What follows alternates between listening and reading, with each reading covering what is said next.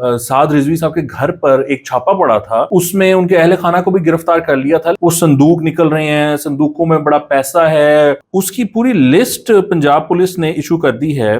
और उस लिस्ट के मुताबिक उनके पास कोई 1.5 किलो सोना बरामद हुआ है। 1.5 किलो सोना, आप समझ रहे हैं, तकरीबन कोई 3 करोड़ और 75 लाख रुपए का सोना बनता है। और जो कैश अमाउंट उनसे बरामद हुई है वो भी बहुत ज्यादा है। और इसके अलावा जी मुख्तलिफ उनके पास करेंसीज पकड़ी गई है जी। इंडियन भी 50,000 हैं, यूरो 2800 यूरो हैं, सऊदी रियाल 8,500 हैं, पाउंड 4,200 हैं, हांगकांग का जो डॉलर है वो 2500 है, कैनेडियन डॉलर 200 है, यूएई दरहम 1440 है, सीरियन 5200 हैं, मलेशियन जो है वो भी 84 हैं, यूएस डॉलर एक ईरानी दिनार 250 हैं। सो ये कुछ अजीब सी डिटेल्स उनके साथ, उन जो चीजें उनसे बरामद हुई हैं वो हैं।